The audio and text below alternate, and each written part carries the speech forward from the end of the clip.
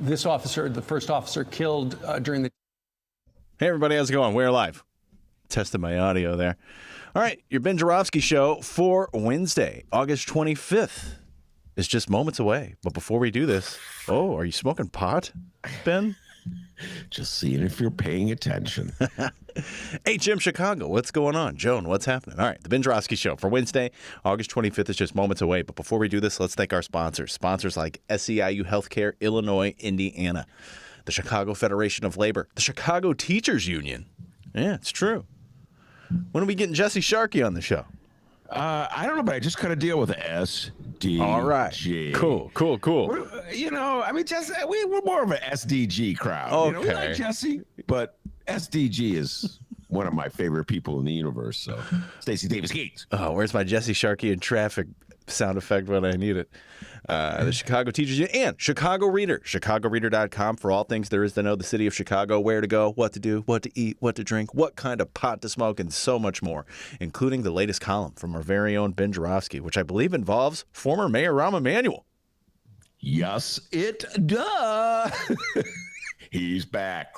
Like a monster coming out of the swamp. Rahm, I'm coming back.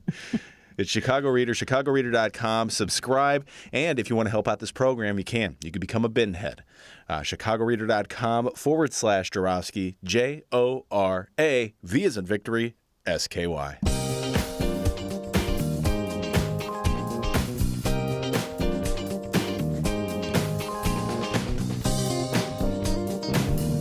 It is Wednesday, August 25th, and live from my apartment and his attic, this is the Ben Joravsky Show.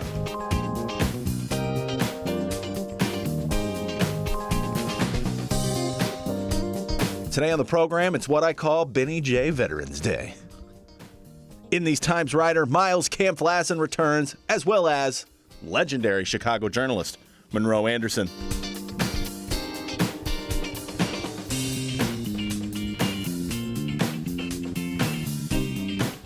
And now, veteran podcast host. Old podcast host. Chicago Reader columnist Ben Joravsky. Oh, that's hilarious. Hello, everybody. Ben Joravsky here, veteran podcast host. We're calling this Wall Street Benny Wednesday. And here's why. Because I'm reading the Wall Street Journal. Ooh la la. That's why. Explanation. As everyone knows, or at least everyone knows who listens to this show, I get three newspapers delivered to my house each day. I get the bright one, my beloved Chicago Sun-Times. I get the Tribunal, the Chicago Tribune, that I've been hating on for about 40 years and counting. And I get the New York Times. Still not certain why, by the way. I want to keep my subscription to the Tribune, but because I'm slow to make any decisions, much less one so important as to discontinue a habit I've been following for 40 years, I haven't discontinued the Tribune subscription yet, which gives those tricky bastards at the hedge fund Tribune headquarters an opportunity to up my subscription for another 6 months. Yes, D, they got my credit card, and they re-upped me. I saw it on the credit card bill. I go, damn it. The time for hesitation's through. No time to wallow in the mire. You got to get up and discontinue that. Dennis is like, hey, man, I know that song. Oh, yeah. Oh, I mean, I don't know that song, but they'll get those newspapers will get you, man. They'll get you. They got your credit card. They're going to re-up on you. I wrote this column like, well, should I renew my subscription or not? And I laid out all the pros and the cons of renewing it. And then I quickly forgot all about it. Meanwhile, those devious little bastards at the hedge fund re-up my subscription, excuse me. Anyway, that's what happens when I give them my credit card. Where was I? Anyway, back to the Wall Street Journal. So today, I arose bright and early, as I do every day, with the roosters crowing at the bright and early hour of 10 in the morning. I chopped some wood, as I do every day. And then I went to the barn and took out the eggs. Wait, did you move? You've never done that before. The chickens laid eggs, okay? D, you don't know this because you're not a country boy like I am. The chickens lay eggs, and you got to take those eggs out, all right? So I took the eggs out, and then I milked the cow. I did all that at the bright and early hour of 10 in the morning. And then I walked to my porch to get my newspapers. Much to my surprise, not only was there a Bright One there, not only was there a Tribunal there, and not only was there a New York Times there, but drum roll, the Wall Street Journal was there. Yeah, folks, I don't know. Somehow or other, the Wall Street Journal landed on my porch, front porch this morning. And I picked it up and started reading. Guess what, D? You love it. I've changed who I am. I'm a capitalist. Damn it. Okay? No more of this liberal stuff. Man. By the way, I was really scared that it was like some kind of sting operation, and that if I picked up the Wall Street Journal out from behind the bushes would pop some Wall Street Journal police. All right, sir, put your hands in the air. Keep your hands in the air where I can see them. Can you imagine them doing sting operations? You only subscribe to 3 newspapers. You don't deserve this 4th. Pete, keep those hands in the air. We're taking you in. But nope, no one was around. It was just me, and I went back in the house. And ever since I've been reading this Wall Street Journal, D, I am a new man. Yes, indeed. I am a capitalist. Osborne Cox. From now on, call me Osborne Cox. Oh, okay. I'm a captain of Wall Street and a captain of the capitalist industry. All right. Pensions are too high. We've spoiled our senior citizens. Too many food stamps. Damn it. Go grow your own corn, poor people. I want a tax break. And Dennis, you're getting too much money. We're taking away that raise. Oh, okay. Get rid of this paper. I thought you were just going to talk about like the NASDAQ or whatever, but now you're coming after me. Anyway, speaking of Dennis, Oh, boy. Since I've started reading the Wall Street Journal, we've given him a new assignment. Yeah. Mm-hmm. He is the person in charge of the stock portfolio at the Ben Joravsky Show. Yes. Since I've gotten the the Wall Street Journal coming to my house, I've asked Dennis to open up an account at Robinhood, the Ben Joravsky Show account. And in between producing our show and playing clips like Raylo saying, I want an answer, or Trump doing his windmill imitation.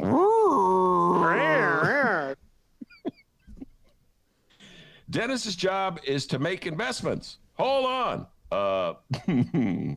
Dennis, headline reads, steady demands lifts muni bond prices. Dennis. What? Did you buy those municipal bonds like I told you to? No, I just got stock in Burger King. I told Burger King. Oh, my God. I told you to get those municipal bonds. Now get to it. All right? Hold on. Wait, something else. Uh-oh. Samsung to invest in chips. Whoa. Dennis, go buy me some Samsung and buy it fast. Man, damn. Right. Wait. No, wait. Don't play the ROM clip. Buy the Samsung. Hold on. Here's one. Waymo LLC is opening its driver-supported reboot taxis in San Francisco to selected riders. It's an important It's an important move for the good sister company technology and business in a major city. Dennis, buy me more Alphabet stock. Did you know we had Alphabet stock, D? Yeah. Well, I mean, yeah, I'm the stock guy now, of course. And we got a lot of Burger King stock. Sorry about that. How many times have I told you, don't buy Burger King stock? I know it's really low these days. Anyway, now I will read their editorials. As you know, the Wall Street Journal is famous for editorials that are even to the right of the Chicago Tribune. Such a thing is not possible without falling off the earth. But here we go. This is an editorial about Biden's rush to the Afghan exits. Quote, Mr. Biden's bloody-minded refusal to adapt to the collapse of the Afghan government and military is another reminder that electing a U.S. president is a fateful choice. Character matters, but character has many parts. I'm sorry, folks, I can read no more. The Wall Street Journal, which is owned by Rupert Murdoch, who also owns Fox TV, is giving you lectures on character.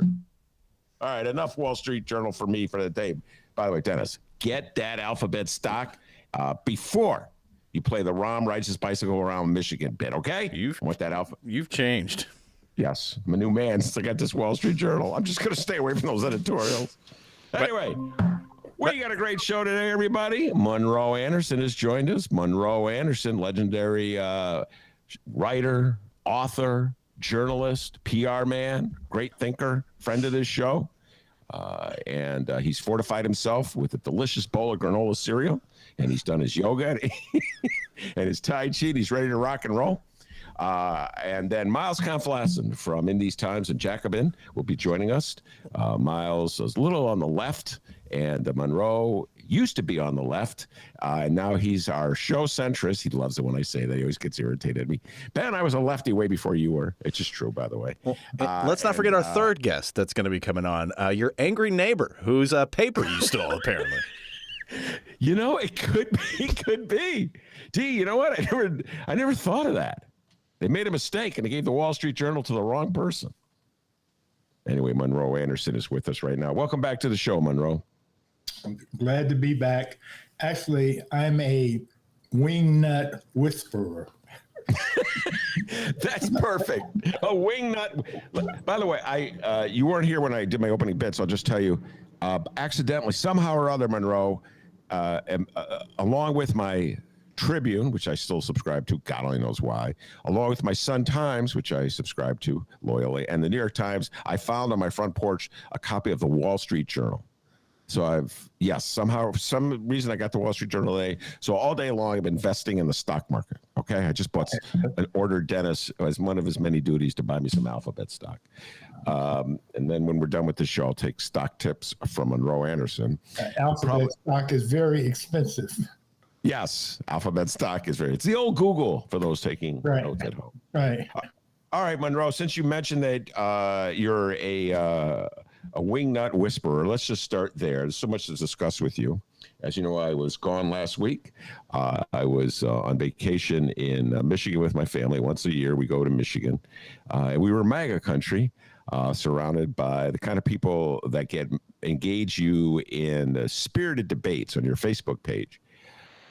I generally stay away from debates with MAGA people, but sometimes it's just difficult to avoid, particularly when you walk into a grocery store in Michigan in the midst of a pandemic, and you're the only one wearing a mask, which happened quite a few times.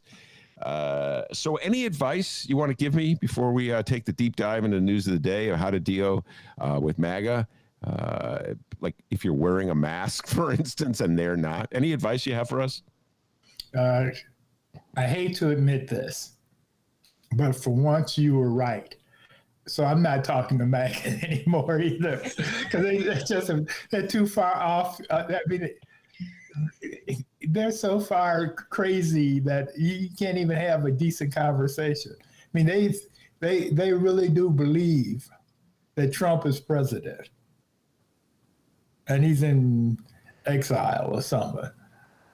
And they do believe that if they take vitamins or medication to get rid of worms in cows and pigs, that they will be protected. I mean, it's just they're so completely stuck on stupid that I can't deal with them anymore. Well, there's still a powerful force in this country, and we have a lot to discuss today. Afghanistan, the budget situation in Congress, and Nancy Pelosi and the Dems getting the budget vote through. I think we're going to hold off on a lot of those topics to Miles joins us. So let me ask you about this one. Okay, wait a minute. You just, now I'm going to disagree with you. They are not that powerful a force to reckon with. Well, let's discuss that right now. Yeah. Donald Trump, this was an interesting, we were talking about this pre-show, and I've been thinking a lot about this. I always say that MAGA controls the Republican Party and Trump controls MAGA. But this weekend, as we were talking about before the show, Monroe, Donnie Trump went down to Alabama for one of his rallies, for one of his super spreader rallies. Right. And he gave a speech, and in that speech, he urged everybody to get a COVID shot. And there was scattered booing. Yeah. Yes, Donnie Trump booed at a MAGA rally. Right. And he immediately backed off. And he started talking, well, you have the right to do whatever you want. Wait a minute. Are you telling me that the man who can flip flop in a sentence before a sentence over, that he turned around, he flip flopped. Yes. I can't believe it. President Flip Flop. By the way, the Wall Street Journal is talking about lecturing Joe Biden on character, and while looking the other way at Donnie Trump. Unbelievable. But yes, President Flip Flop, in the course of a sentence, flip flop, and that led me to believe, Monroe, that Donnie Trump doesn't control MAGA. MAGA controls Donnie. And that is a scary thing. Well, they do in the sense of he's narcissistic. And so they are telling him and showing him the things that he wants to hear and see to fulfill his narcissism. Mm-hmm. And so he needs that like a heroin addict needs heroin, drugs. I mean, he's hooked on that. Well, okay, so to that point, follow me on this. Donald Trump's habit is if anybody criticizes him, the old days, particularly when he had access to a Twitter account, he would counterpunch. Yeah. If anybody, he would counterpunch absolutely anybody that he knew that his supporters despise. He would counterpunch. He would give them nicknames. He would accept no criticism, and they loved him for it. So here he is giving this speech. He makes his statement about the need to get a COVID shot. People boo. He doesn't counterpunch. No. He quickly accommodates the people booing him. Exactly, because he's holding that rally to stroke his ego. You know, I mean, this is where he can go and have thousands of people cheer him and laugh at his jokes and just worship him. So I mean, that would be like if you're a heroin addict, putting your drugs in the toilet and flushing them down. Yeah.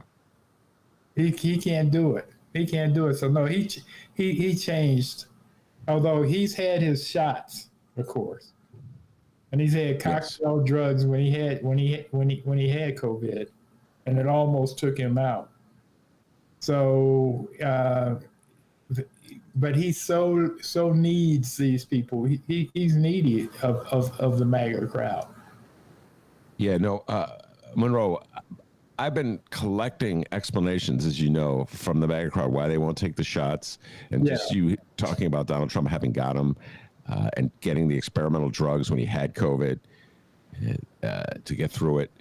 And there's so many bizarre explanations I've heard. Right. But one was I heard from this old freak, hippie, and I'm not naming names. He has no real politics. Except that he's back in the day, he rock and rolled, cocaine, reefer, this, that, the other thing. And he said, well, I don't want to take the shot because it doesn't have FDA approval yet. This is right before it had full FDA approval. Of course, it is now. And I'm like, dude, you're an old pothead. Right. You're a freaking coke. Do you think the FDA was examining that reefer you bought from Billy Bob down at the park? You know what I'm saying? That was sprayed with Lord knows what. You were sucking that stuff in? This is his brain. This is his brain on drugs. You know? Oh, my Lord. This country is freaking insane, Monroe. It's absolutely insane. Then there was the other guy. I told you this one. This one is my favorite excuse. This guy said he's not going to get the shot because, quote, he's a vegetarian. I mean, sometimes I'm just walking down the street and I think about that, Monroe. What does he think? There's bacon bits in that shot? Oh, you know, the greatest, one of those crazy ones that they do is that they have the government has a transmitter in the shot, so they can trail you and spy on you everywhere once you get the shot. Now, that doesn't happen there. However, most of those people, not 100%, but most of those people have cell phones. And in fact, the government can track your every move, past and present, with your cell phone. Yeah. So it makes no sense, none. Yeah, and this is the crowd that has intimidated Trump. I now believe, based on what happened Saturday, that I had it wrong, and Donald Trump doesn't control MAGA. MAGA controls Donald Trump, and Donald Trump is probably goes backstage. I got a feeling that when he's done with these rallies, go, man, what a bunch of freaks. I know, and the thing is, Trump, if any of them showed up at his club, his country club in Florida, they would not get in. Yeah. If one of them invited him to lunch, he would not go. I mean, he has no use for these people except to use them. All right. Now, and by the way, also speaking, you pointed this out to me, also speaking at that rally was Mo Brooks, Congressman Mo Brooks. Right. And he's the one who said, we have to focus on the future, not the past, in his speech. Right. And he was booed even louder than Trump was booed. Oh, much more. Much more. I mean, they really booed him. That's not a good sign for somebody who's running for senator. No, as a Republican. As a Republican, that's not a good sign. Yeah, and just if anyone missed it, the message that's... okay, well, quickly, though, with him, he also was a guy who spoke at the January 6th rally, but he had a bulletproof vest on under his jacket. Yeah. So, and, of course, he didn't expect any violence, but sometimes it's just nice as a fashion accessory of some sort, I guess. Yeah, he thought he looked sexy in it. Right. But when he said have to focus on the future, not the past, what he was getting at in a roundabout way, without really coming out and saying it, was that the time to litigate the election is over, and that the reality is that Joe Biden's the president and Donald Trump's not. So let's not even make this an issue. And he was booed loudly for that. That the fact that he said that leads me to believe that perhaps clinging to the notion that the election is stolen is, even in a state like Alabama, politically dangerous. Your thoughts on this? It's dangerous because, well, they have this saying that a lie can travel around the world before the truth gets its shoes tied. But at some point, because the lie ran so fast and so furious, it gets to be tired. And the Trump lie, it's amazing that there are some people who still believe it, but it's wearing very thin pretty quickly. There's the Arizona,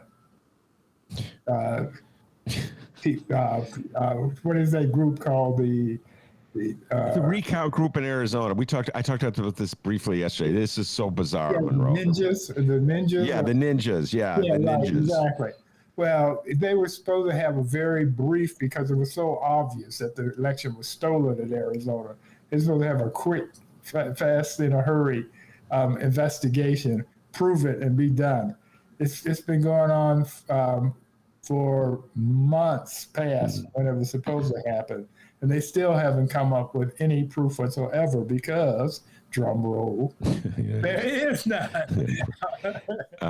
By the way, the ninjas, they had to postpone the release of their report. I don't know if you saw this, because the leaders of this project, making this up, I talked about this yesterday, caught COVID. Right. So, they might be making it up, but you are. Yeah, no, it's so having said all that, I still believe, get your thoughts on this, I still believe that Donald Trump will be the Republican nominee in 2024. When I was up in Michigan in MAGA country, I saw signs urging him to run, saying that in 2024 he will take back America and make it even greater. And I see no one in the Republican Party. They're so afraid of him, they won't even challenge him. So just the thought, how do you run against Donald Trump if you're a Republican primary? Because you have to you have to dedicate your allegiance to him every day. So how do you how do you deal with running against him and like bowing down to him? It's a very difficult, nimble. It would be a challenge. Yes. However, my theory Mhm. is that the only thing Trump is going to be running on or for in 2024 is the long arm of the law. He's not going to be doing anything else. He has all these cases pending, and my guess is some of them will drop at very strategic times to mess him up. Now, if you go to any legal person in the government, they would say that doesn't happen. That Well, they don't do this stuff they would never indict him, say, 6 months before the election. Just what he thinks he's going to do, go do something. Yeah. That would never happen. They would never release his taxes 3 months before the election. Well, I've come to the realization that none of that matters to MAGA. But MAGA is shrinking before our very eyes, and it will continue to shrink. Well, we'll see. We'll see. We shall see if they shrink so much that they don't control a Republican primary. And we talk so much on this show about the gubernatorial primary here in Illinois and the Republican candidates who are running. And absolutely every one of them is MAGA. They're too chicken to even say what Mo Brooks said. You know what I mean about the election, right? But that's a good thing, Ben. You're looking at this through the wrong end of the binoculars. Let them win as many primaries as possible, because that way more sane Democrats will win in the primary.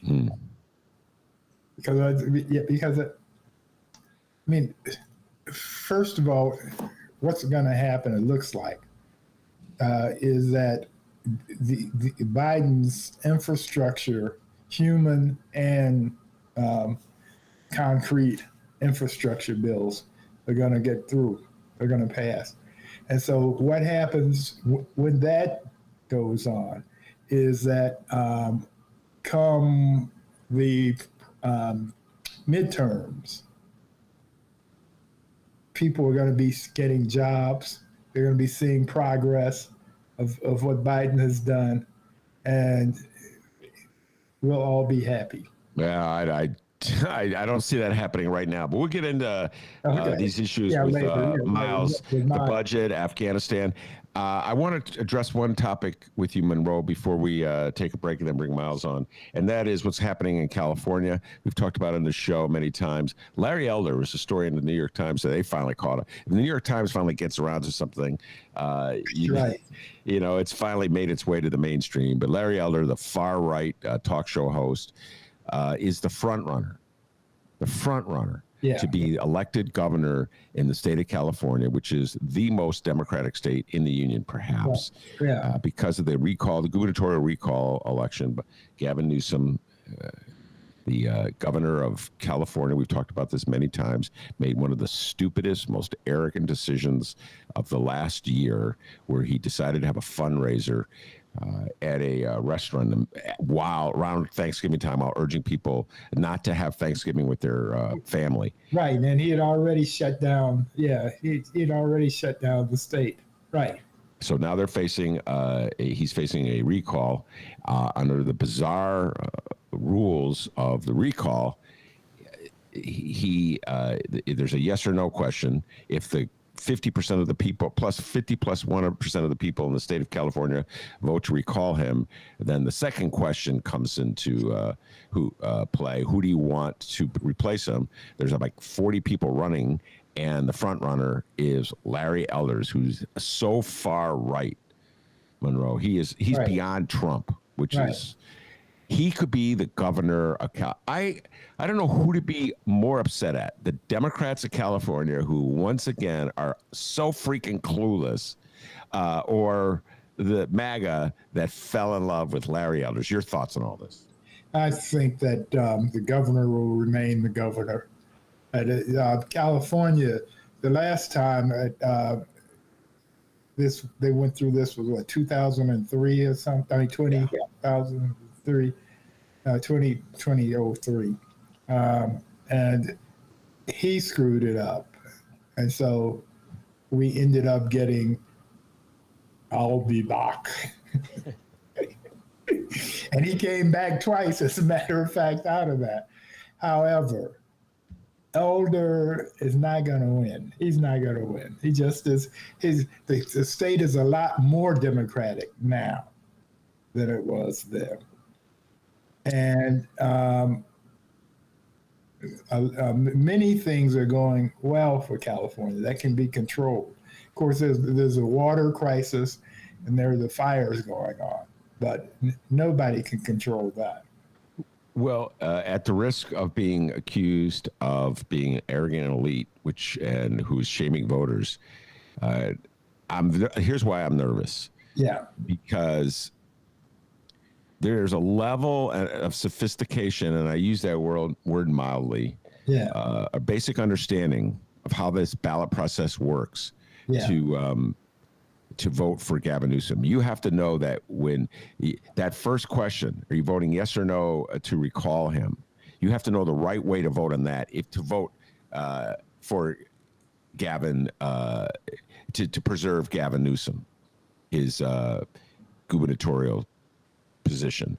And that's asking a lot of voters. And I remember, Monroe, going back in time, I think I read a column about this, remembering, you're old enough to remember this, in 1982, your old friend Eddie Verdoliak, chairman of the Democratic Party, had a punch 10 strategy.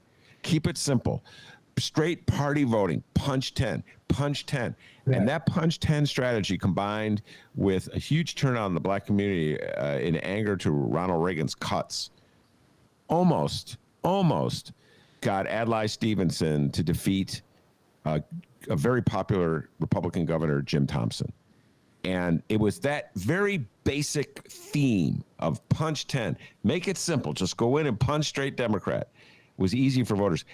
There's no easy strategy that I know, no easy slogan that the Democrats have come up with. Well, is it punch yes?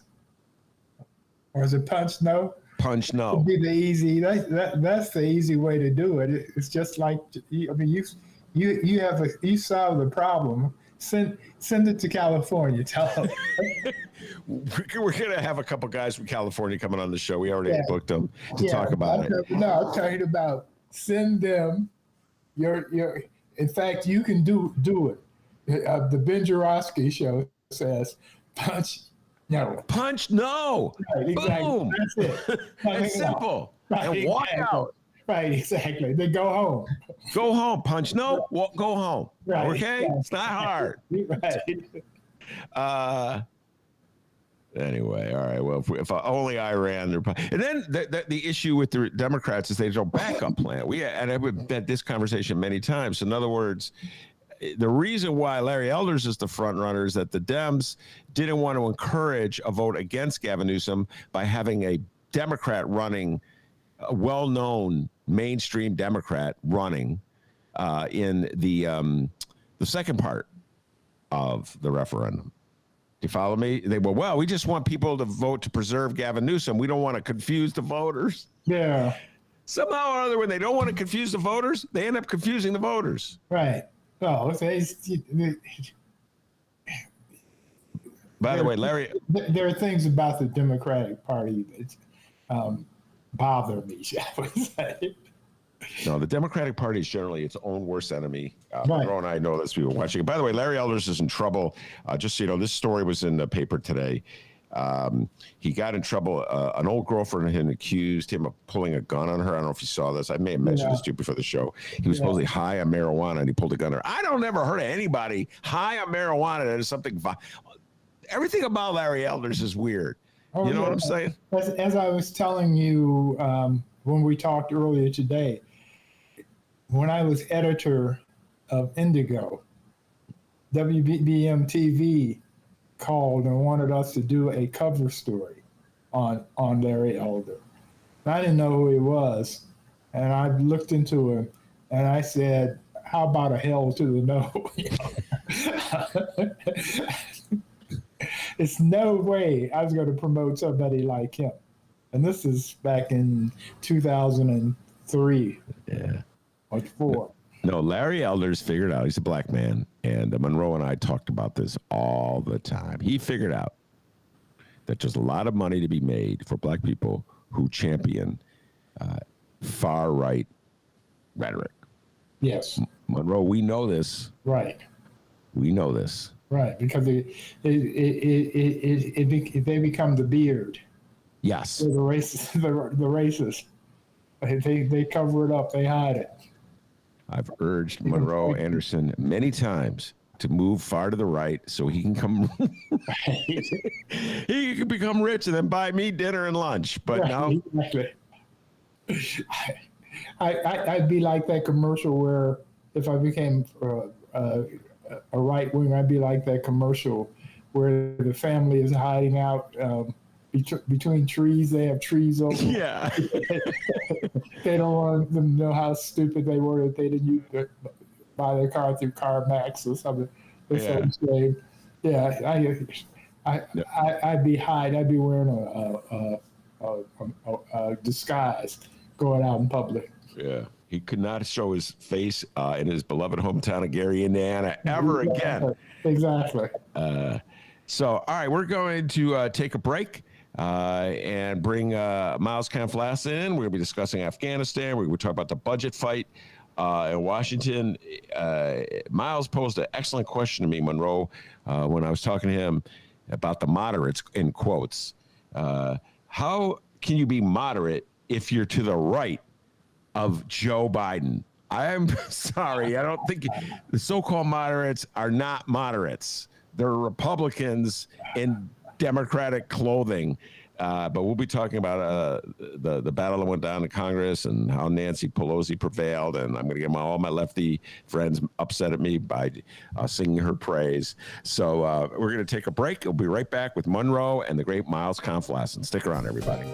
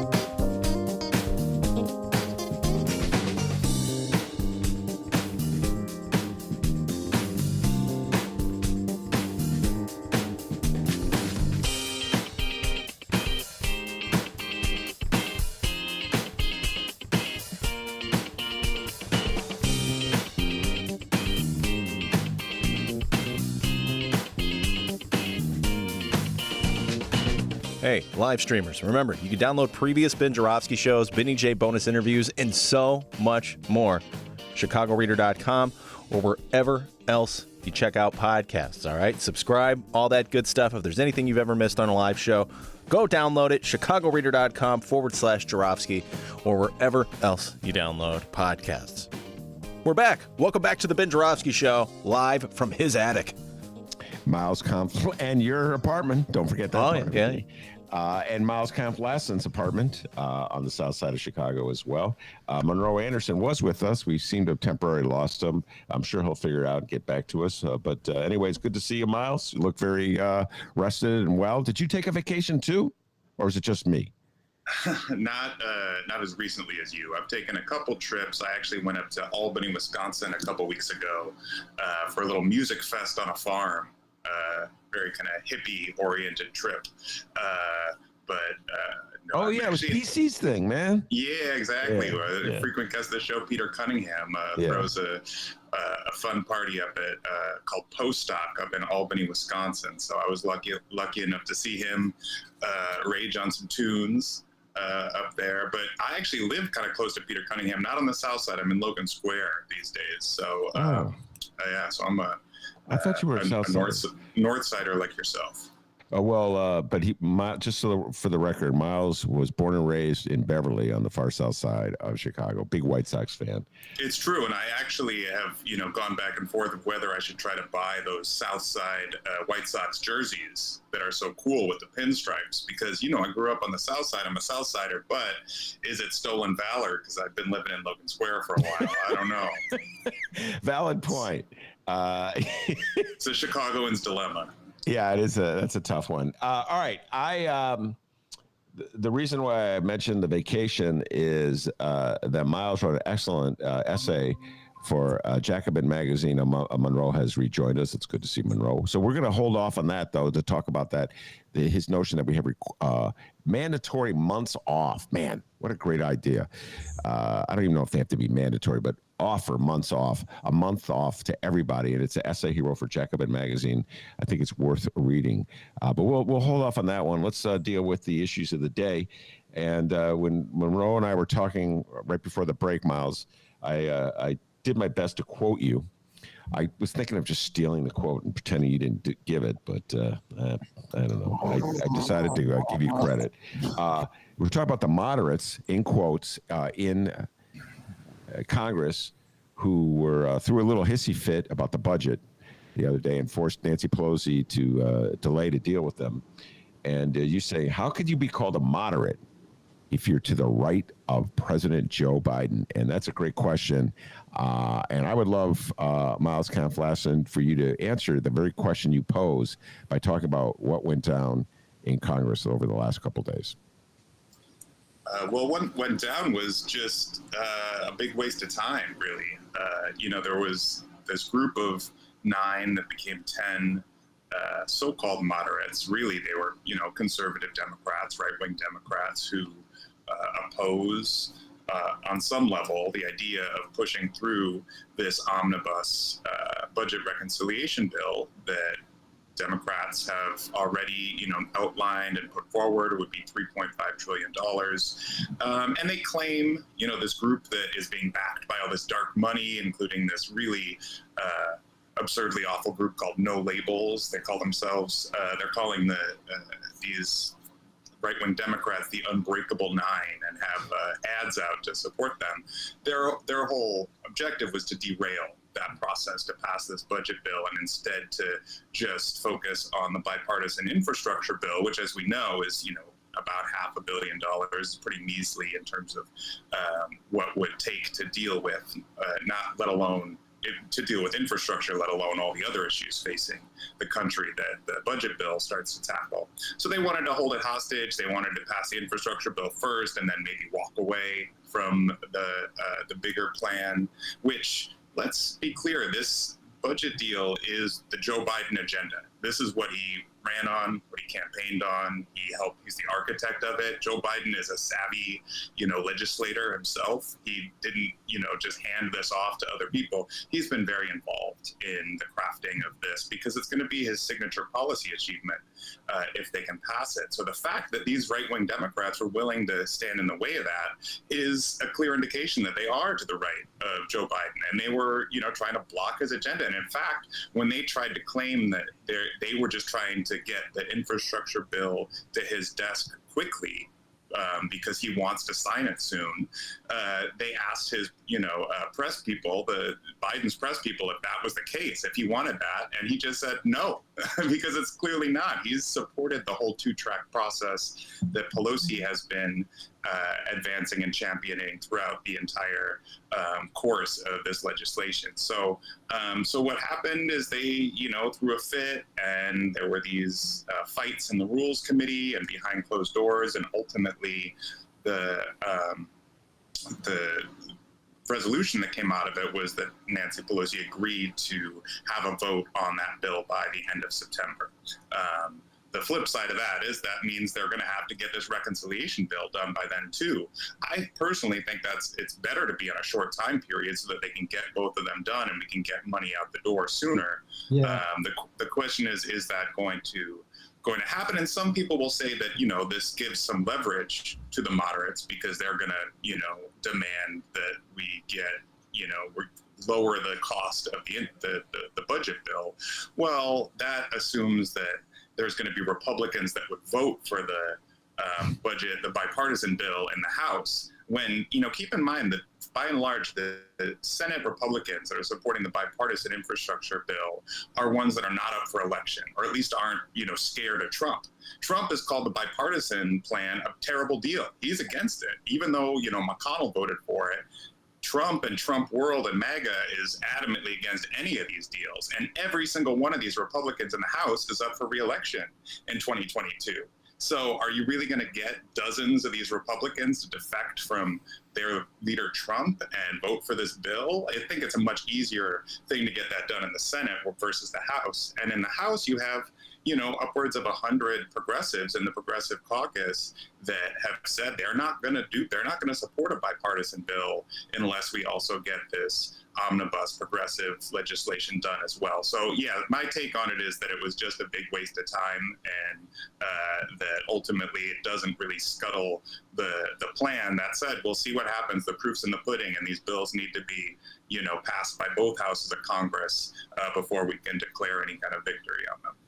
Monroe, what's your thoughts? My take on it is that they were jealous of AOC, the Squad, Sanders, Warren, and so they just wanted a little press. They just needed a little attention, and this is their way of getting it. And now that they got it, we can go back to progress. Speaking of which, Miles, I'd love to get your thoughts about this. It seemed as though when you said that Nancy Pelosi held the line in this, that she was siding with the group that Monroe was just identifying or talking about, the AOC Democrats, if you will, and that she was smart enough. This is why I'm praising her. She was smart enough to realize, as you pointed out, Miles, that there are no Republicans to be found to vote for these measures, that you're fooling yourself and really wasting time to talk about bipartisanship in Washington, and that the correct strategy for the Democrats to pursue is the one in which they get every single Democrat to vote for these Biden initiatives, which used to be Bernie initiatives. Let's just call it for what it is, because Bernie Sanders wrote that bill. Bernie Sanders, beloved Bernie Sanders to Ben and Miles. And so this has become this is where the Democratic Party is right now. That's a pretty extraordinary moment. It's kind of hard for me to even just realize it's a reality. You follow me, Miles? To see a Democratic Party staking its future on stuff that has been proposed by Bernie Sanders. That's my take on it. What's your take? And they've been disciplined. They've been very disciplined as a general rule, which they normally aren't. You have to go back to the old Will Rogers joke. You're not belonging to an organization. I'm a member of the Democratic Party. Right, exactly, right. Miles, your thoughts? I think that's right about discipline, and the discipline that's been shown, I think, has largely been in the Progressive Caucus. Since they restructured themselves, the caucus, which is the largest caucus in the House of Representatives, with Pramila Jayapal as their leader, and they have been effective. If you look at the American Rescue Plan, there was Joe Manchin wanted to lower the size of the stimulus checks, and more right-wing Democrats were trying to lower the eligibility for them. There was huge fights over that, and the Progressive Caucus stuck together, and they got their way. And same thing on the extended unemployment insurance. I think it goes to show how the center of gravity has shifted in Washington. I think a lot of that has to do with, as you mentioned, the fact Bernie Sanders runs the budget committee, so he's the one that's actually writing this bill. But then when it comes to the politics of it, back in 2010, during the Obama era, the Blue Dogs had the leverage, and they were the ones that were dictating the terms of the debate within the Democratic caucus. office because, for one thing, there were more of them. There were just more members. Rahm Emanuel had recruited all these blue dogs in 2006, and that was the whole strategy, was to get, the most conservative Democrats possible elected. So there was just more of them, but also, they were just against everything that involved redistributing income or wealth, taxing the rich or, upping welfare. Now, those voices are much more marginal, and they can do the kind of, throwing a fit, as Monroe mentioned, trying to get attention, but they are not, driving the train here. And the fact that Joe Biden is seeing that, the future, that his success lies on the Democrats having a successful term in office. And that means actually passing stuff. I think that he's come around to that view, and it can't mean just watering down and watering down. And that was what happened. I think the Affordable Care Act was an accomplishment in many ways, but we have to say it was watered down. And because of the fact that the more conservative Democrats held a lot of sway in the negotiations around that. This time around, I think the math is different. And Nancy Pelosi understands that, and President Biden understands that. And I think it's, thanks to people like AOC and the squad that have stuck firm to their approach, and certainly to Bernie Sanders, who's been the driving force behind this, who's also, he's not just writing the stuff, he's doing the politics right now. He's going to Indiana, he's going to Iowa, to these Trump districts to sell the plan, because it's already super popular, even among a lot of Republicans and certainly independents. The $3.5 trillion plan is incredibly popular because it would actually help working people for once. It would expand Medicare, it would expand childcare, pre-K, do all kinds of great things that would help everybody, no matter if you're a Democrat or you're a Republican. So I think that it just goes to show how much our politics have come around in the past decade. Monroe, do you agree that just sticking to the Bernie Sanders budget plan will pick up votes for the Democrats in the coming election? Yeah, but I have a different view from Miles' interpretation of. I think that Biden sees an opportunity that he will in fact be a transformational president. He's starting to compare himself to FDR, and so of course AOC and Sanders and all the progressives are key players in this, but I think he's running the train, not just trying to satisfy them. Oh, I definitely think that Biden buys into his legislative proposals. I'm just saying I agree with Miles that Biden has moved left on these matters from where he's been his entire political career, and I view what he's doing as so much more refreshing compared to what Clinton did and what Barack Obama did, and how they tied their hands and they always moved right, and they fell to that age-old Democratic notion that if you go too far left, you're going to alienate America and you'll lose votes. And what they're doing so far is in violation of that general strategy, and they're actually willing to head into the 2022 elections championing Bernie-type programs. I've never seen that. Miles, help me here. Has this ever happened? Wait a minute, Ben. I'm trying to think about this, but a year or more ago, there was somebody on your show that said that Biden was going to be much more elected than was being said by you and the Bernie bros. Yes, that person was named Monroe. Right, exactly. I mean, I'm not surprised. I saw this. I mean, when the black voter sent him to the Oval Office, I figured that he was ready to change. That he wasn't going to go along with that get along strategy that Clinton had and Obama had, and God.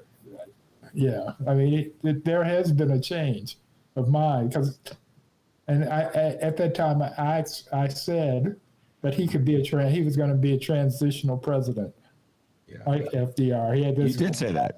Yeah. You did take a victory lap. You said it.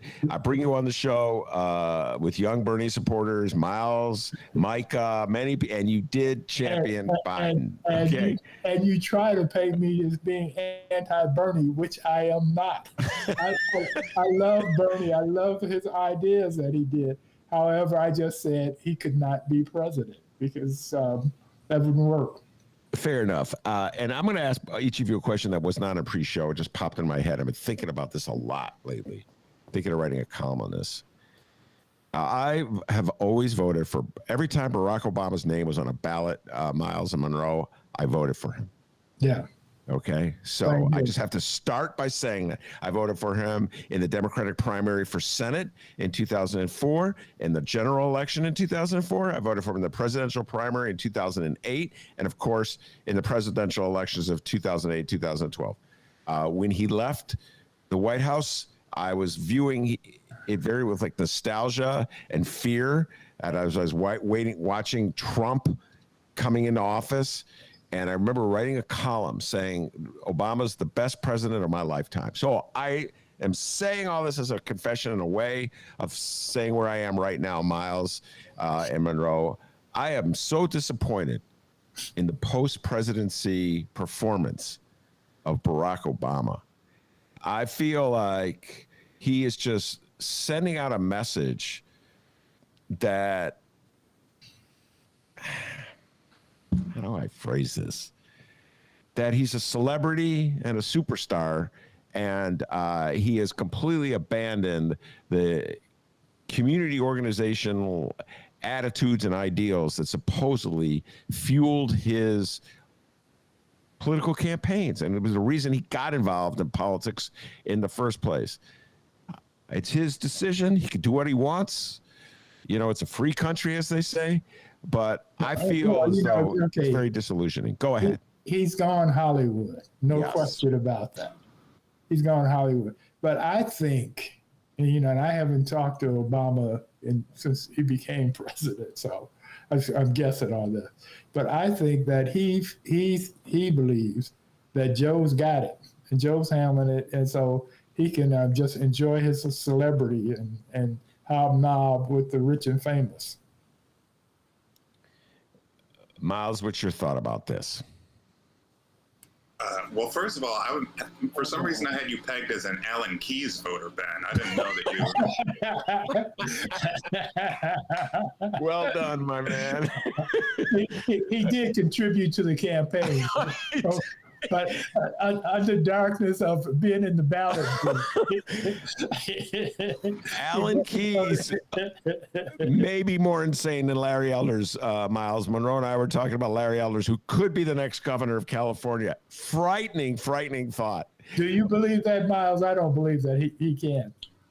Oh, I certainly. I mean, I hope he doesn't. But if you look at what's happening in California, I mean, I think the tides are starting to turn now that it's becoming more of a seemingly a two-person race. They're trying to kind of heighten the contradictions between Newsom and Elder. But it doesn't take many votes, and it's going to be a low turnout election. And Republicans are right now more activated than Democrats. The in terms of California, the thing is just everybody's got a ballot, so the Democrats are going to have to do some mobilization to get those votes in to prevent the recall. So, but yet if he is recalled, then I think that Elder is most likely going to be the next governor, and that is a truly terrifying prospect. That's even more terrifying than Alan Keyes being a senator from the state of Illinois. It's true. Well, because he'll have so much power. I mean, that's the sixth biggest economy in the world is California. So it's massive power and influence there. But on the question of Obama, I do think that, there's I agree with Monroe.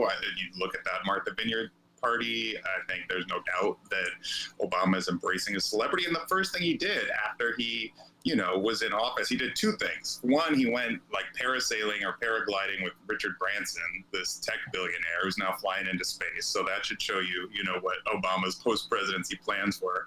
And the second thing was he worked behind the scenes to block Keith Ellison from becoming the head of the Democratic National Committee and install Tom Perez, who's now, after he ran the DNC for a while and previously had been the labor secretary under Obama, then he took a job at a union busting firm, right after he left the DNC. So that should show you what is going on there. And that was, where Obama put his thumb on the scale. I do think that he's played that role in the Democratic Party in terms of trying to, not rock the boat. He's said some things since, he left office saying Medicare for all is a good idea, giving some fig leaves to the left of the party. Because I mean, my broader, belief is that I don't think that Joe Biden is a super ideological guy. I honestly don't even think that Obama is so much either, but I do think that they respond to where, the social forces are and what the center of gravity is in these political coalitions and constituencies. And for a long time, the neoliberals, led the show, and that was where, they were orienting themselves in their politics. And that's starting to shift, and partially because that ideology, I think, has proven to be a pretty big failure in terms of, trickle down, never trickled down. So at some point, you got to, cut bait on that.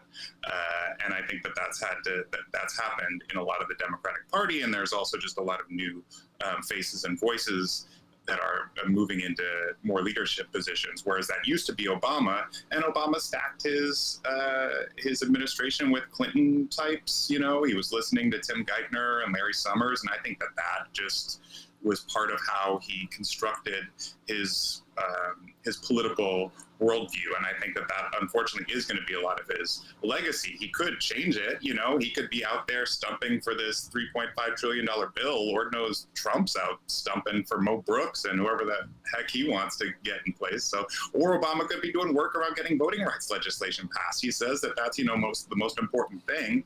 He could be investing his time and energy in that. I know he's supporting some efforts and financially, but be the face of it, get out there. So I'm pretty disappointed, as you are, Ben. I think that's just the sad result. And just like you, I was out in, Gary, Indiana, knocking on doors in 2008 for Barack Obama. So I was pretty invested in that presidency as well. So I wish we would see a more active and progressive post-presidency from Obama. Absolutely. And to Monroe's point, that's a great, I just thought of Joakim Noah, who used to play center for my beloved Chicago Bulls, Monroe, and he had a line about LeBron James and D. Wade when they were in the Miami Heat. He goes, they're Hollywood as hell.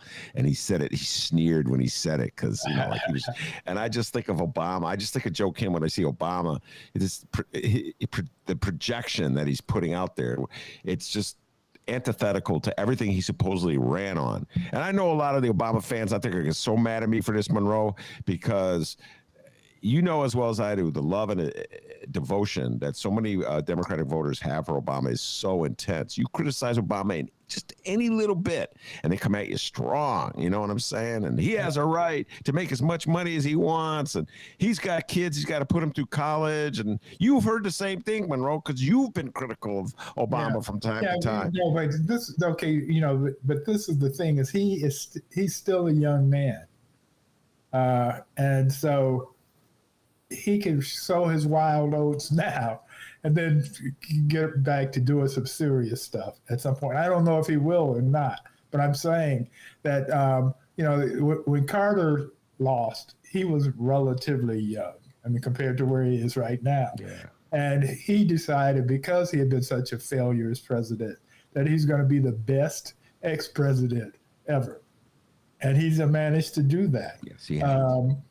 Obama doesn't have anything to move him in that direction, so he's like he never thought that he would be where he is, and he's enjoying it.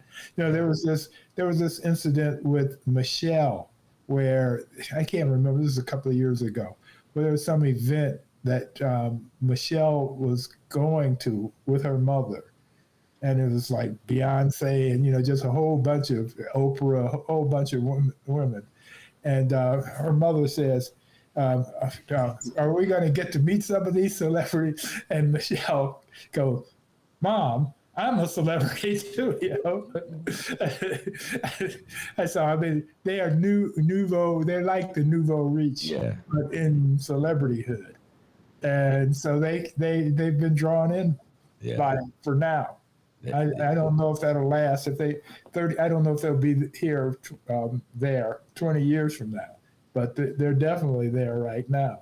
Yeah. By the way, and I can't escape basketball. That anecdote, Monroe, reminds me. Miles will get a kick out of this one. Charles Barkley, who I love, Charles Barkley, announced he was voting Republican, and his grandmother said to him, "Charles, only rich people vote Republican," and he's like, "Grandma, I am rich." Right. So, Exactly. The great Charles Barkley. I love that man. Of course, my favorite Barkley, just while we're off my favorite Barkley is what he said he was misquoted in his autobiography. Yeah, he never read that autobiography. He was misquoted. I love Charles Barkley. All right. The MVP from the 1993 season, right? Yes, he was. It should have been Michael Jeffrey Jordan, but let's move ahead from basketball and not just go down that route. Well, can I give a quick shout out to Michelle Obama, because fellow Whitney Young Dolphin, so always got to shout out to Michelle.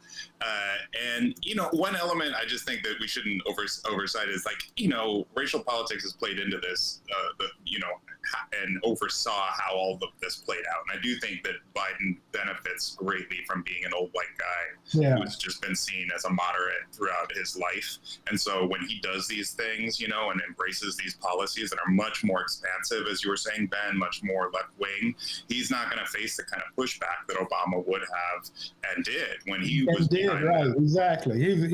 He was a socialist Muslim. Yeah. According to the right, and they just beat him over the head with that every chance they got. Well, that's a valid point about the obstacles that President Barack Obama faced. But I was talking more about post-President Barack Obama. Let's move on from that one and get into the issue of Afghanistan and how Joe Biden has handled things. There's a two-dimensional thing here. There's the politics of it and how it impacts future elections. And I guess there's what the morality of it. What's the right thing to do? I struggle with the morality. What's the right thing to do in terms of what should the United States do? But in terms of the politics, I'll throw this out and get your reaction to this, Miles and Monroe.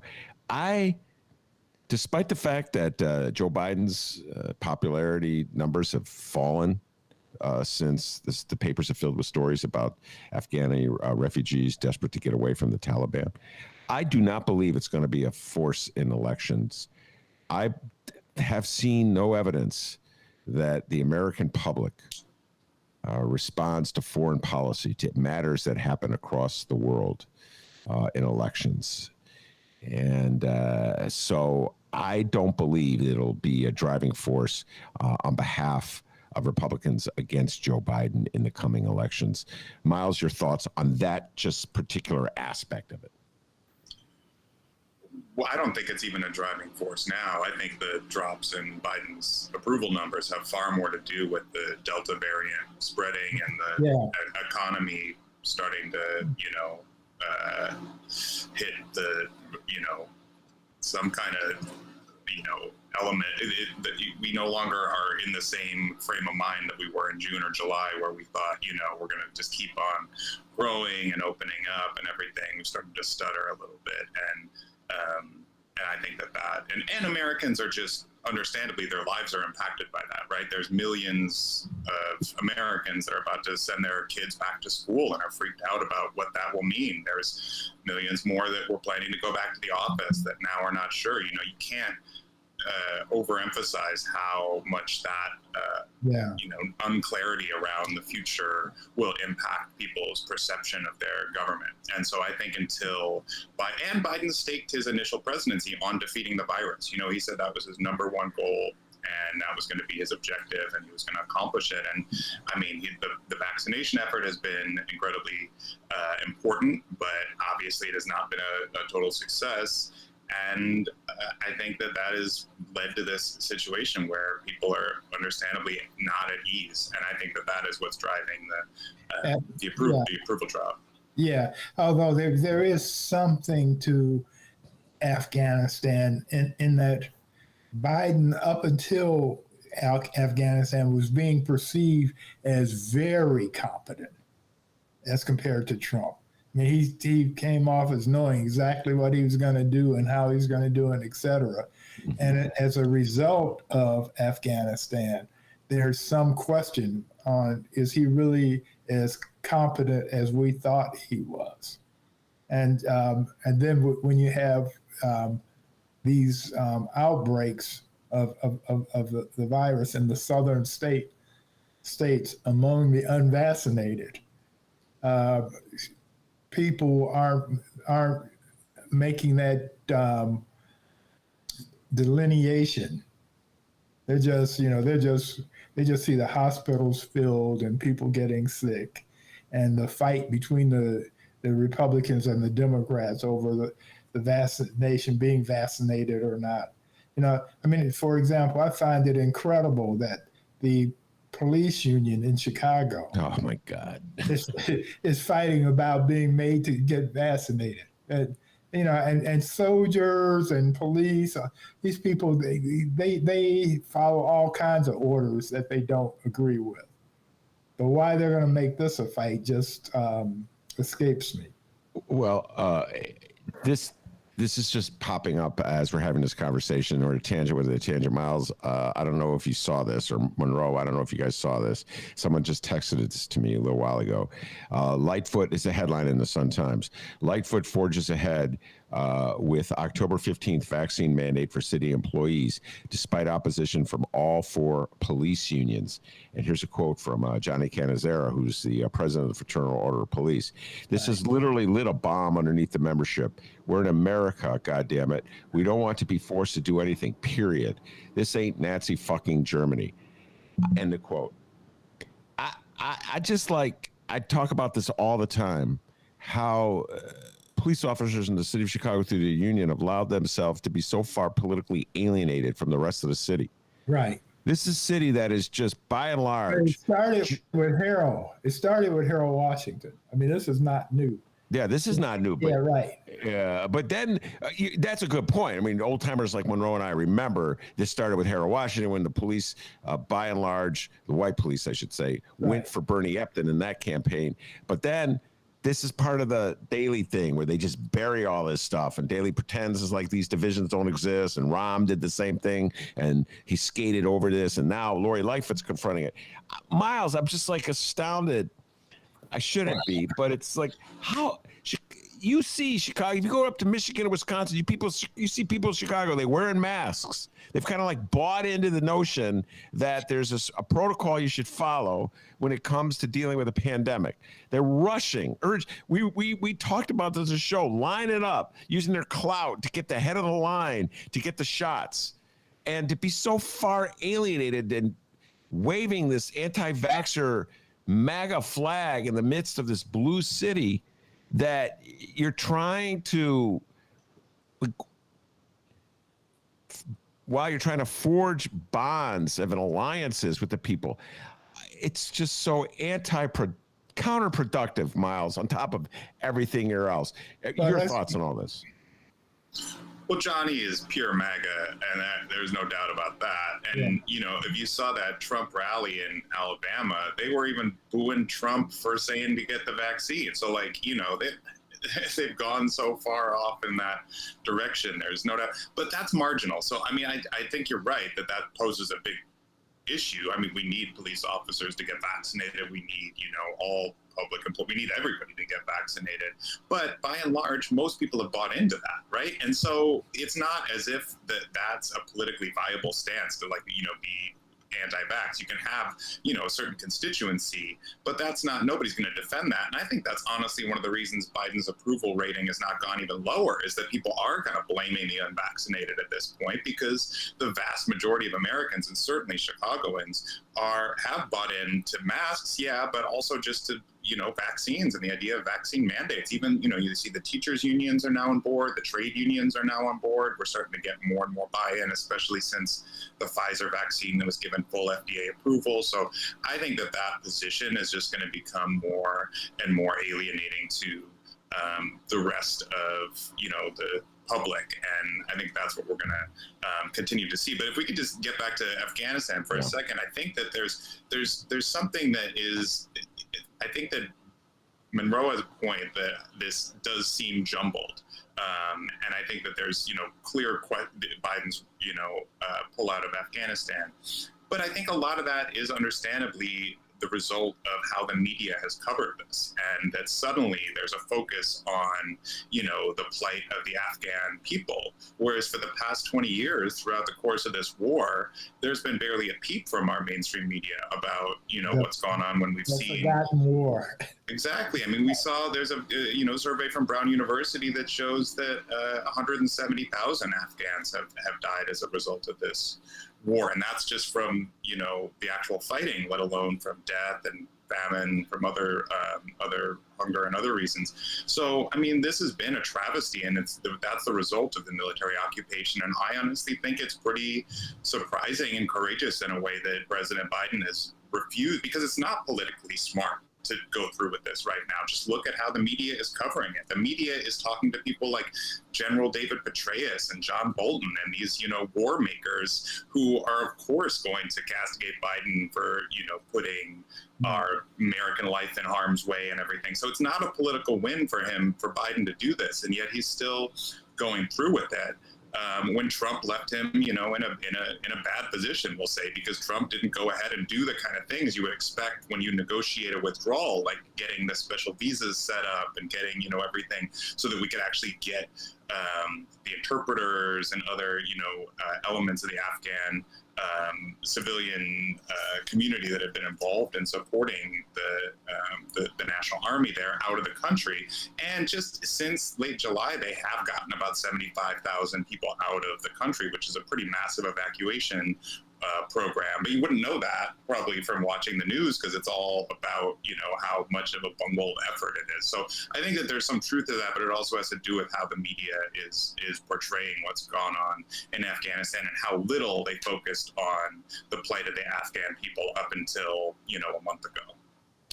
Yeah, absolutely. And by the way, I just have to say that tomorrow's show will have a good friend of Miles, Sarah Lazar, will be on the show. She wrote an excellent article for In These Times about a week. I read it last weekend, talking about the generals who come on the media and why anybody listens to any of these people is just a great question. And folks, our opinions are shaped. I make fun of myself because I read those 3 newspapers every day, just the mainstream, Miles. And I tease Monroe because he watches MSNBC. So we're all, to a certain degree, exposed just to the radiation that they put out there of the message that is just constantly bombarding us. And you just have to really have a critical mind to kind of read through it and confront it. Yeah, of course. I told you, Ben, Lawrence O'Donnell has gone through this. And first of all, he points out that while we have 88,000 that we've gotten out of the country, during Vietnam, we got zero. Yeah. Zero. So 88,000 versus zero. It's that goes into Biden's column. And also, Lawrence makes this point, which I hadn't thought about, is that never, ever, when you lose a war, is do you have not chaos? I mean, part of losing the war and leaving is always chaotic because you lost the war. The people that won are there, and so The way he phrases it is that nobody in our military schools have taught us how to exit after we've lost the war gracefully. Yeah. First of all, I wish this kind of scrutiny, Monroe, was employed when the war was launched. And all of us are old enough. Miles was in high school when the Afghanistan war was launched. Yeah. There wasn't even the opposition that we had a year later when Bush doubled down by sending troops into Iraq. Yeah. And there was just a handful of lefties that I know that opposed the Afghanistan, because people are so fired up over 9/11, wanted revenge so bad, Miles. And then the opposition over the Iraqi invasion was far more intense. That's, by the way, the reason Barack Obama, in my opinion, was elected president ultimately, because he took a stand against the Iraqi war, and that helped him win Iowa. But I just wish we had seen some of this resistance then. All right, we're almost out of time, and I really wanted Miles to talk about his essay that he just wrote. We'll hold off on the discussion of Rahm as ambassador for another time. That's not going anywhere. I just wrote a column about that in the Reader, and I know Miles has got a lot to say about that. But I really want Miles. Going to Tokyo. What's that? Yeah, It's going to Tokyo. That's where it's going. But yeah, I don't know if we'll get Monroe. I don't know if the votes are there in the Senate. This is going to be interesting to watch this. I just said we weren't going to talk about it, but you got me going. How will MAGA senators, Senator MAGAs, vote for Rahm Emanuel to ratify him as the Joe Biden's ambassador to Japan? I don't know if the votes are there. Miles, your thoughts on that? And will Bernie Sanders? I mean, Bernie famously said during his campaign in 2016, he was proud not to have the support of Rahm Emanuel when Rahm was still the mayor here. And, he's got no love lost as it comes to that relationship. You make a great point in that column, Ben, which is this is going to be an opportunity for Rahm to be on the record and face congressional, questioning about his history, including his role in the Quan McDonald scandal, his time as mayor of Chicago. There's plenty of, along public record that senators are going to have to go after Rahm. It'll be very interesting to see how that process plays out. Yeah, absolutely. Rahm under oath. No ducking and dodging now, Rahm. You're under oath. All right, Miles, let's talk about your essay. It was in Jacobin magazine. I thought it was a great one. And you were advocating for people to get a month off. You said August. I think the headline said August off. That's always when I take my weekly vacation. And I'm a big believer in vacations. I only get one a year, but really, 1 week a year. But I'm a big believer. Really, it chills me out. I get some rest, I recover. Sort of that edge and that insanity that motivates me for so much of my life just kind of disappears, and I chill out. And I think everybody should do that. And I know that sounds hippy dippy and everything, but I do believe that. I believe we'd be a healthier society if folks had the opportunity just to go somewhere and just chill the hell out for a while. Miles, I don't know if I've ever seen anybody advocate it like you did in your essay that you wrote for Jacobin, because in America we have this notion that you're always supposed to be working, and that's soft. Even all these, like Jeff Bezos has got a yacht, and it's funny. You know what I'm saying? They're all Barack Obama, now that he's gone Hollywood, he's got the mansion in Martha's Vineyard. So they're always advocating for regular people not to take any time off and work hard while they're from their yachts and their mansions. Tell a little bit about the essay you wrote and what motivated you to write it. Go ahead. Well, Jeff Bezos has a super yacht that holds his yacht so that he can, he has these, in case he needs to take the other yacht out on a little, ride around the ocean. The article is called "Give Everybody the Month of August Off." I think that we are past time when we embrace a European model of vacationing. in America. And yet, America stands as the only country where we don't have any guaranteed paid time off. There's no mandated, time. If you look at the European Union, every country in the European Union has 4 weeks of paid vacation guaranteed. Many countries have much more generous policies. If you look at Austria, if you look at France, many of them have five, even more than 5 weeks off every year for every worker, no matter what type of industry you're working in. And in many of these countries like Spain and Italy, they largely take the entire month of August off. And the reason is clear, because it's a great month. You just took a week off, Ben, up in northern Michigan, I know. It's a great time to get out into the water. The water is just warm enough. You could take a nice dip at the beach. Sun's shining. It's a beautiful time of year. And in a lot of these countries, they just work that into production schedules. They'll have the factory being upgraded or cleaned during that month, or they'll, have some type of workarounds in the schedules to allow employees to take time off. If you look at restaurants, they'll just close down for the whole month. That's not great for tourists who are trying to get their, snack on, but so what? The workers have to take some time off. In America, we have not come around to that yet, and we still have this punishing and crushing relationship with our jobs, where we think we have to work all the time. And that's because we don't have any federal mandated policies, and unions are weak here. So we don't have the ability for labor unions to negotiate with employers to get paid time off. So, there are policy solutions to this. Actually, there's a policy report I talk about in that article that was put out by the People's Policy Project, a lefty think tank, that calls for 4 weeks of paid vacation as part of a broader leisure time program.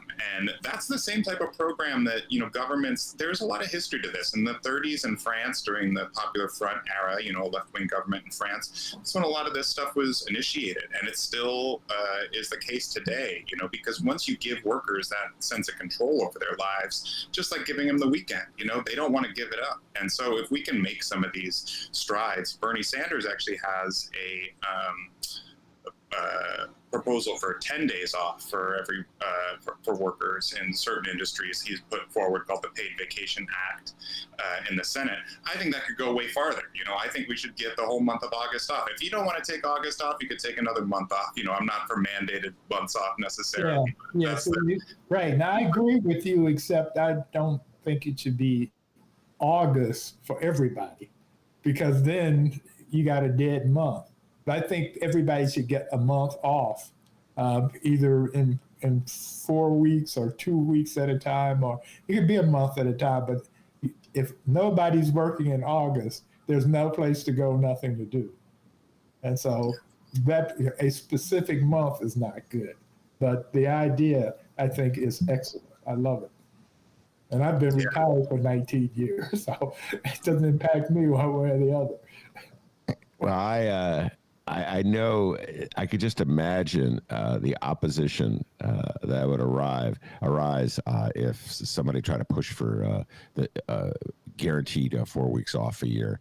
And I just think of everybody. I mean, really, Miles, the point you raised that I wrote down that really resonated was unions. How do I put this? Not weak, but not enough people are in unions, and it's unions will make a demand. Unions will ask for. Some people have a difficulty asking for things. Unions make demands. That's what there's negotiations. They make a demand. There's a demand. You know what I'm saying? A counter proposal, and I'm a big believer in unions. I think we'd be all a lot better off if we had advocates for us. They're not perfect, obviously, but when you were going on that riff, and then you said, that there's union membership is relatively low, then I go, oh well, that explains. If you don't have someone making demand on your behalf that has the boss's ear, they're just not going to give you 2 weeks off. let alone 4 weeks off if you follow us. So no matter how much you may need it. Go ahead, Miles. Well, and that's why I think that the federal policy is the solution right now. In the short term, is to actually advocate. We're about to embrace paid family leave if we pass this budget reconciliation bill, and finally, this will stop being, the only developed country to not guarantee some type of paid family leave if we can pass the budget package. But as I said, then why not, include paid vacation as well? Give just paid time off for workers. That's the issue, is that, unions are not in a good position to advocate for workers across industries because, it's like 10% unionization rate. Most workers are not represented by unions, and so they're not able to have a voice on the job. That shouldn't mean, I think we need to revitalize labor movement, and it was militant labor unions in the 30s in France that helped to win the vacation policy originally, as I write about in that piece. But without that, we just need leadership. We need national leadership around this issue. And look, all of us, we just went through the month of August. A lot of us were at our desks. We were doing work. We were doing our jobs. Wouldn't it have been nice if we would have had this month off to just hang out and go to the beach and drink a pina colada and soak in life? I think so. So I don't know. That's my position on the whole matter. All right, very good. I urge everybody to check it out. It's a pretty provocative article in Jacobin magazine. All right, Miles, thank you very much for taking the time to talk to us. And Monroe, always a blast talking to you. Monroe is giving up on trying to convince, to whisper in the ears of right-wingers. That was the headline from the first part of the show. I got a big kick out of that one. I suspect that's a sound policy to stay sane. So I want to thank Miles Monroe for coming on the show. And I also want to thank the man, the myth, the legend, the pride and joy of Alton, Illinois, for producing the show. And as Miles and Monroe will tell you, back home in Alton, they call him Dr. Doobie. Give yourself a raise, take it out of petty cash. See you tomorrow, everybody.